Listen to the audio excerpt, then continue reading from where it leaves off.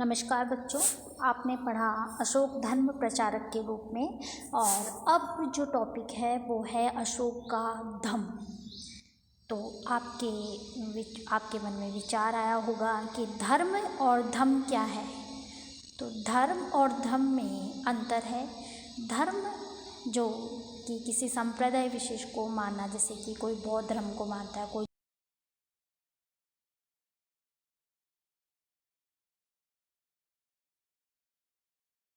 जो धम्म है, यहाँ पे बात हो रही है धम्म। धम्म को कहा गया है, एक सरल शब्दों में मैं धम्म के बारे में कहूँ तो ये नैतिक आचरणों का संग्रह है। इसमें बाध्यता नहीं है, इसमें कर्तव्य बोध कराया जाता है। इसमें यह है कि अशोक के धम्म के दो पक्ष है। प्रथम के अंतर्गत व्यवहारिक रूप में ऐसे निर्देश हैं जिनका पालन किया जाना चाहिए, और द्वितीय के अंतर्गत निषेधात्मक रूप में निर्देश है जिनका परित्याग कर देना चाहिए। अब आपको समझ में आए, कुछ तो ऐसे हैं निर्देश कि उनका पालन कीजिए, कुछ का ऐसा है कि जिसमें आपको नहीं करना है। तो पहला हम लेते हैं व्यवहारिक पक्ष। व्यवहारिक पक्ष में अपनी प्रजा के नैतिक उत्थान के लिए अशोक ने जिन आचारों की संहिता प्रस्तुत की, उसके अभिलेखों में धम्म कहा गया। धम्म संस्कृत के धर्म का ही प्राकृत रूपांतर है। धम्म क्या है? संस्कृत के धर्म का ही प्राकृत रूपांतर है। परंतु अशोक के लिए इस शब्द का विशेष महत्व है। वस्तुतः यदि देखा जाए तो यही धम्म है तथा उसका प्रचार अशोक के विश्व इतिहास में प्रसिद्ध होने का प्रमुख कारण है। अपने दूसरे स्तंभ लेख में अशोक स्वयं प्रश्न करता है कि ये चु धम्म। अशोक स्वयं प्रश्न करता है कि ये जो धम्म यानी धम्म क्या है। इसका उत्तर वे सातवें स्तंभ लेख में स्वयं देता है। देखिए, दूसरे स्तंभ लेख में वो पूछता है कि धम्म क्या है, और वे सातवें स्तंभ लेख में स्वयं ही उत्तर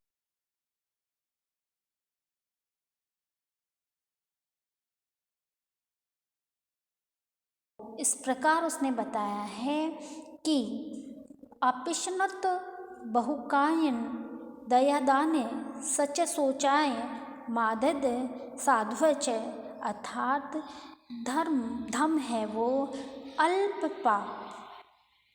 पाप यानी अपाशनिवे, बहुकायन यानी अत्यधिक कल्याण, दयादान यानी दया और दान, सच्चे यानी सत्यवादिता, सच्चे सोचे यानी पवित्रता, माददे यानी मधुरता, और साध्वे यानी साधुता। इन गुणों को व्यवहार में लाने के लिए निम्नलिखित बातें अवश्य बताई गई हैं। प्राणियों की हत्या न करना, प्राणियों को क्षति न पहुंचाना, माता पिता की सेवा करना, वृद्धों की सेवा करना, गुरुजनों का सम्मान करना, दान देना, मित्रों, परिचितों, ब्राह्मणों तथा श्रमणों के साथ अच्छा व्यवहार करना, दास और नौकरों के साथ भी अच्छा बर्ताव करना, अल्प व्यय करना और अल्प ही संचय करना। ये इसके धम्म का व्यवहारिक पक्ष है जो नैतिक गुणों को बताता है। मैंने आपको पहले ही कहा था कि इसके धम्म के दो पक्ष हैं, एक व्यवहारिक है और एक है निषेधात्मक पक्ष, जिसमें न करना, निषेधात्मक यानी नहीं करना। अशोक ने धर्म के व्यवहारिक पक्ष के साथ साथ कुछ निषेधात्मक पक्ष को भी स्पष्ट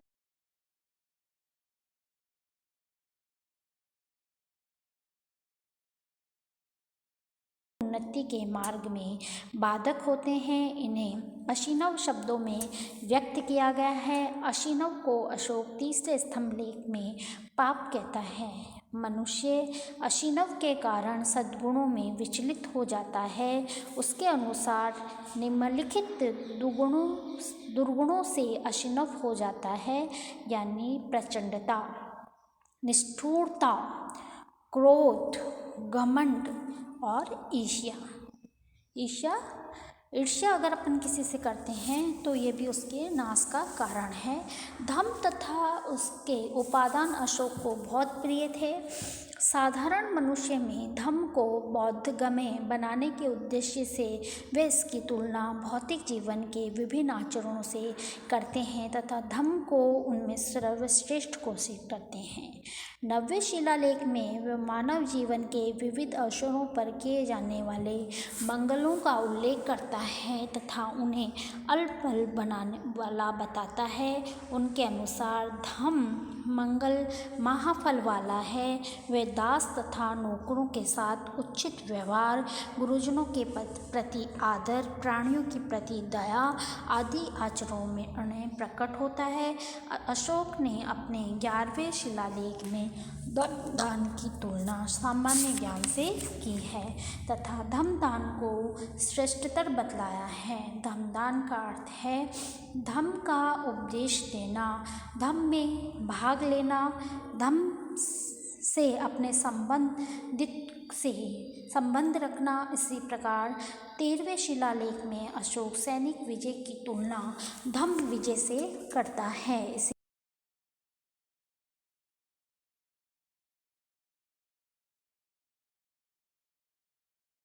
है उसके अनुसार प्रत्येक सैनिक विजय, घृणा एवं हत्या की घटनाएं होती हैं। इसके विपरीत धर्म में प्रत्येक सैनिक विजय में क्या होता है, एक तो घृणा होगी, एक हत्याएं होगी, नरसंहार होगा। इसके विपरीत जो धर्म की जो विजय होगी उसमें क्या होगी, जब धर्म पे हम किसी पे विजय पा लेते हैं तो उसमें क्या होता है, प्रेम होता है, दया होती है, मृदुता होती है एवं उदारता आदि से अनुप्राणित होती है। धर्म की जो विजय है उसमें ये बताया गया, इसमें डिफरेंस बताया गया है सैनिक विजय और धर्म की विजय में।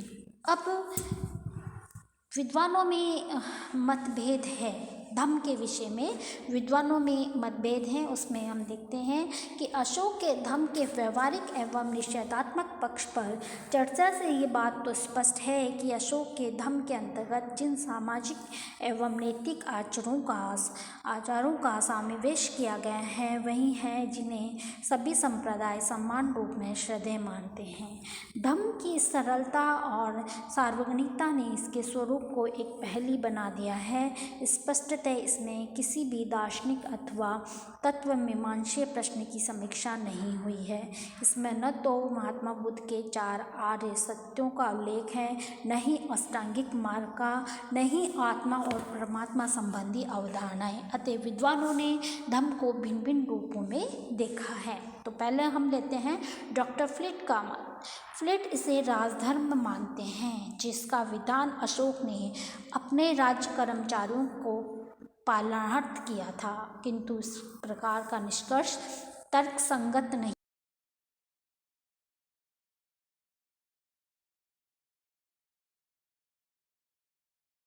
था, अपितु सामान्य जनता के लिए भी था। डॉक्टर स्मिथ का मत है अशोक धम्म से जिन बातों को ग्रहण करता है वह निश्चित रूप से भारत के सब धर्मों में समान रूप से विद्यमान थी। ये बात और है कि कोई धर्म किसी बात पर दूसरी बातों की अपेक्षा अधिक जोर देता है। डॉक्टर भंडारकर ने स्मिथ मुद्दे के उपयुक्त विचार का खंडन किया है। वस्तुतः अशोक के अभिलेखों में अनेक तथ्य प्राप्त हुए हैं जो स्पष्ट करते हैं कि अशोक का झुकाव बौद्ध धर्म की ओर ही था। नेक्स्ट है डॉक्टर रमाशंकर त्रिपाठी का मत है कि अशोक के धम्म में विश्व जमीन तथ्य पाए जाते हैं, उसमें किसी एक विशेष धर्म का अर्थ नहीं है। डॉक्टर सैनाच के मत के अनुसार अशोक के समय तक बौद्ध धर्म एक शुद्ध नैतिक सिद्धांत था और उसमें किन्हीं विशेष धार्मिक सिद्धांतों या अमूर्तवादों की ओर विशेष ध्यान नहीं दिया जाता, न ही उसमें पंडितों या भिक्षुओं का प्राबल्य था और न ही अभी तक उसने सिद्धांतों की नियमित परिभाषा हुई है। डॉक्टर रोमिला थापर उनके शब्दों में धम्म मुख्य रूप से एक नैतिक सिद्धांत था और ये समाज के संदर्भ में व्यक्ति से संबंधित था। डॉक्टर भंडारकर का मत है कि भंडारकर के अनुसार अशोक के समय में धम्म के दो भाग थे। एक तो था भिक्षु और भिक्षुणियों के लिए धम्म और दूसरा है गृहस्थों के लिए, गृहस्थी वाले जो हैं गृहस्थों के लिए धम्म। अशोक उसकी प्रजा दोनों गृहस्थ थी।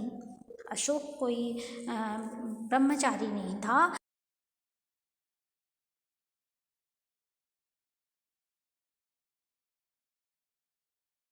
वे उपासक बौद्ध धर्म से संबंधित प्रतीत होते हैं। उपासकों के लिए दीर्घ निकाय गेह विनय में विस्तार के साथ साथ कर्तव्यों का विवेचन किया गया है। इसी प्रकार महामंगल सूत्र में भी उपासकों के लिए कर्तव्यों का उल्लेख है। अशोक के अभिलेखों में वर्णित धम्म मंगल, धम्म दान, धम्म विजय के विचार इतिवृत्त नामक बौद्ध ग्रंथ से धार्मिक सहिष्णुता की नीति बौद्ध ग्रंथ चूलवह महावीर से ली गई है। उपयुक्त तथ्यों से स्पष्ट है अशोक एक उपासक बौद्ध था। इसकी पुष्टि उसके अभिलेखों के अन्य साक्ष्यों से भी होती है जिसमें वो बौद्ध धर्म अध्यक्ष और संरक्षक आदि रूपों में प्रस्तुत हुआ है। ये धम्म में परिचर्चा हुई। उसके बाद ये कहा जाता है संरक्षक के रूप में अशोक सांची, सारनाथ और कौशाम्बी के लेखों में बौद्ध धर्म के संरक्षक के रूप में प्रस्तुत हुआ। उसने घोषणा भी की थी जो भिक्षु या भिक्षुणी संघ में भेद डालेगा उसे श्वेत वस्त्र पहनाकर अयोग्य स्थान पर रखा जाएगा। इसका मतलब है उसका वो पालक पोषक भी था, उसका रक्षक भी था।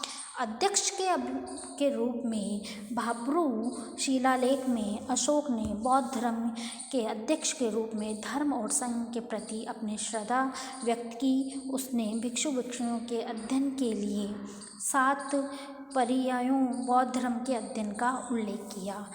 अब आते हैं हम इसके निष्कर्ष में। अशोक निस्संदेह उपासक बौद्ध धर्म से समृद्ध था। इस कथन में संदेह के लिए अवकाश नहीं है। इसी कारण उसका लक्ष्य निर्वाण की प्राप्ति न होकर स्वर्ग की प्राप्ति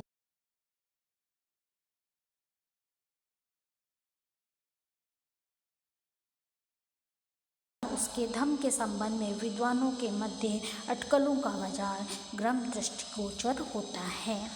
विशेषताएं अशोक के धम्म में सार्वभौमिकता, अहिंसा, सहिष्णुता, नैतिकता, सदाचारिता, व्यवहारिकता तथा सर्वभूत की उदात्त भावना समाहित थी। तो ये तो हमने देखा कि अशोक का जो धम्म है वो क्या था।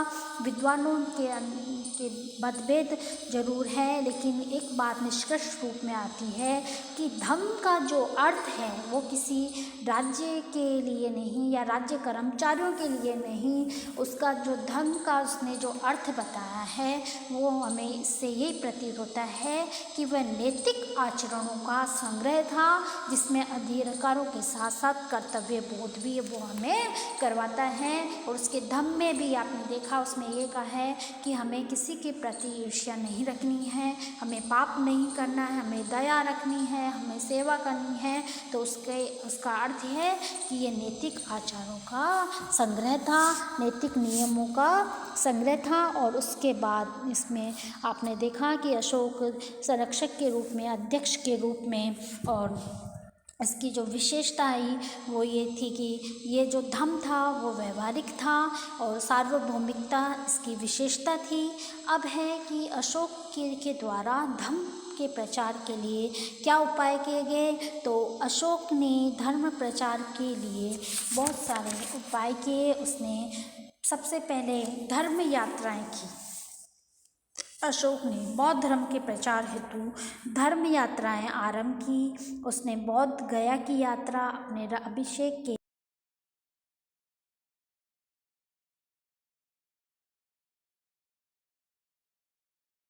करते थे।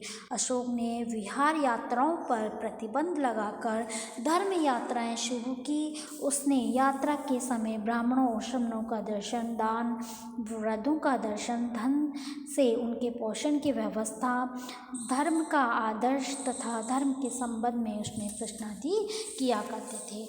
दूसरा था धर्म महामंत्रियों की नियुक्ति। अशोक अपने अभिषेक के 13वें वर्ष में धर्म महामंत्रियों की नियुक्ति करता है। उसने महामंत्रियों की नियुक्ति मौर्य साम्राज्य में ही नहीं बल्कि सीमा पर स्थित यवन, कंबोज, गांधार और अपरांत राज्यों में भी की। इन धर्म महामंत्रियों का कार्य था सांप्रदायिक सद्भावना स्थापित करना, धर्म की रक्षा करनी, राज्य परिवार के सदस्यों से धर्म हेतु धन प्राप्त करना तथा राजा द्वारा प्राप्त धन का धार्मिक प्रचार कार्य में नियोजन करना। स्त्रियों में कार्य करने के लिए स्त्री अध्यक्ष महामंत्री नामक अधिकारियों की नियुक्ति भी अशोक ने की। और धर्म के प्रचार के लिए उसने राज्य के पदाधिकारियों की नियुक्ति की और उसने उनको आदेश दिया कि मेरे विजित राज्य में सर्वत्र युक्त रज्जुक और प्रादेशिक 5-5 वर्षों के अंतर के दौर पे निकला करते हैं। अशोक ने 5वें स्तंभ लेख में अनेक पशुओं की सूची दी जिनकी हिंसा दंडनीय अपराध है। और इसी क्रम में उसने धर्मोपदेश की व्यवस्था की। धर्म के प्रचार के उद्देश्य में अशोक ने अपने साम्राज्य में धर्म सामंत तथा धर्मोपदेश की व्यवस्था करवाई। दिव्य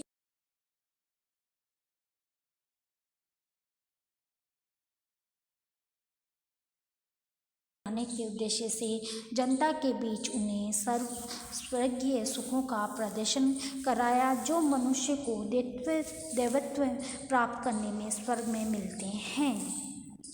लोकोपकारिता के कार्य यानी लोक कल्याणकारी कार्य। अशोक ने प्राणियों के कल्याण के लिए अनेक महत्वपूर्ण कार्य किए। उसने अपने तथा पड़ोसी राज्यों में मनुष्य तथा पशुओं की चिकित्सा हेतु औषधियों को बाहर से मंगवा कर आरोपित करवाया। 7वें स्तंभ लेख में वह कहता है कि उसने लोक कल्याण के लिए वृक्षों, कूपों तथा सरायों का निर्माण कराया।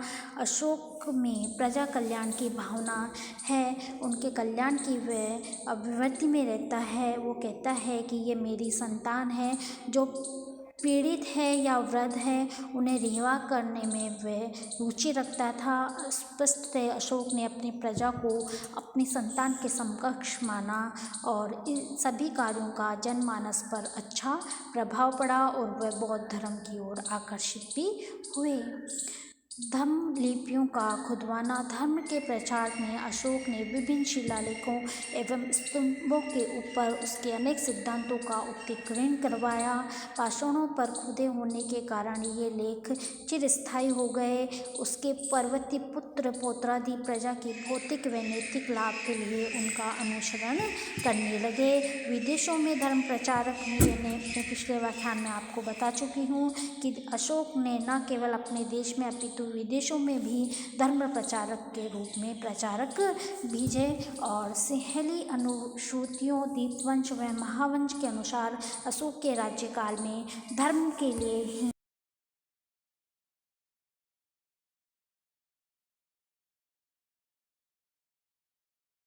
धर्म के लिए उसने कितना किया था। और ये जो धर्म और धर्म का अंतर आपको समझ में आया होगा और आप इसको और विस्तृत रूप में आगे ध्यान से